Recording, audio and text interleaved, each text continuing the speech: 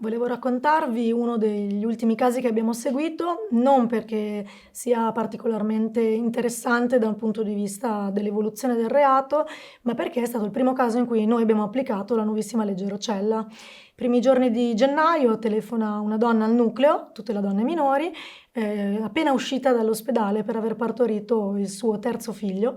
e dice in lacrime che ha bisogno del nostro aiuto perché con l'ultimo parto ha capito di non poter continuare la vita insieme al suo compagno di vita, perché ha capito di essere vittima di maltrattamenti da tanto tempo e che deve a questo punto dare una svolta alla sua vita e deve riprenderla in mano e lasciarlo dove lui è rimasto, in quanto ha cominciato ad agire maltrattamenti direttamente nel tragitto ospedale-casa nei suoi confronti. L'abbiamo fatta venire da noi insieme ai bambini nell'immediatezza, abbiamo proceduto con la denuncia querela che è durata 6-7 ore perché capite bene riassumere una vita di coppia insieme è difficilissimo, come è difficile poi fare quello che poi serve al pubblico ministero, cioè ricostruire un capo di incolpazione, no? La cosa importante per ricostruire il capo di incolpazione è quando, dove sono avvenuti e quali sono gli agiti del maltrattamento, gli eventi che possono essere ricondotti a questi reati. Quindi 7 ore di denuncia a querela non sono neanche troppe se vogliamo fare degli esempi di altre denunce a querele che abbiamo preso addirittura in più giorni, no? Anche per la fatica sia degli operatori stessi che delle vittime nel ripercorrere tutta la loro vita di sofferenze fondamentalmente. Dopo questa denuncia abbiamo proceduto con le prime attività investigative che hanno riguardato l'aspetto informatico, quindi l'aspetto delle chiamate e dei messaggi. Siamo andati indietro di un paio d'anni giusto per ricostruire la loro relazione e la cosa che ci ha allarmato particolarmente è stato il fatto che da quando la donna è arrivata nei nostri uffici ha ricevuto almeno 100 chiamate dall'indagato ogni ora e innumerevoli messaggi. L'altra cosa che mi ha allarmato particolarmente è stato il fatto che il tenore di questi messaggi vocali principalmente era completamente diverso l'uno dall'altro. Quindi il primo messaggio era con una voce alterata di minaccia di morte qualora non fosse tornata a casa immediatamente con i figli. Dopodiché un messaggio seduttivo di una persona innamorata che le chiedeva per favore di tornare a casa perché doveva tutelare la loro famiglia. Subito dopo un altro messaggio di minacce e subito dopo dei messaggi intimidatori ma solo per il tono della voce e di messaggi di velata minaccia.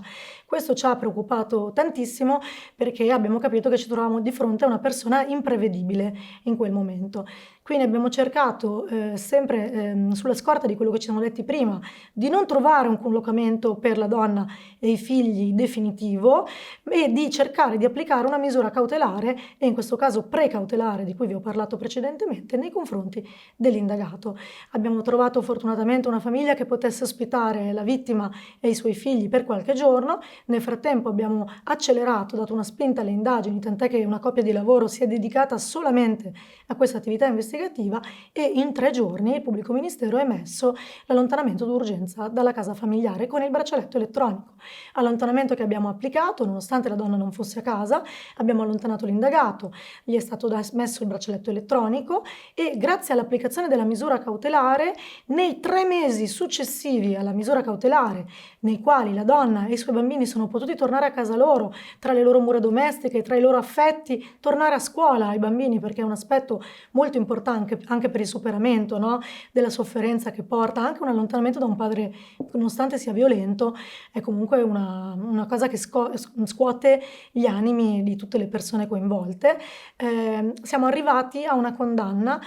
con il rito abbreviato, quindi una condanna alla quale non potrà più fare appello, di 2 anni e 3 mesi, che è sicuramente una condanna riduttiva rispetto agli agiti che lui ha commesso, ma è una condanna ottenuta nei 3 mesi successivi al reato. Quindi certezza della pena, certezza dell'intervento e certezza che l'intervento non rimane nell'aria, nell'etere, ma viene preso in carico immediatamente dalla giustizia e fa subito il suo corso. Questa secondo me è una delle risposte più importanti che possiamo dare sia alle vittime di questi reati per avere fiducia in noi, nelle forze dell'ordine, che come istituzione, che alle persone comuni che devono veramente capire che ormai occuparsi di questi reati è una questione di salute pubblica, non è più una questione privata, è una questione di cui tutti dobbiamo interessarci perché interessa a noi, interessa alle nostre sorelle, interessa le nostre amiche e interessa tutte le persone che sono a rischio di violenza domestica e di essere esposti a questi reati.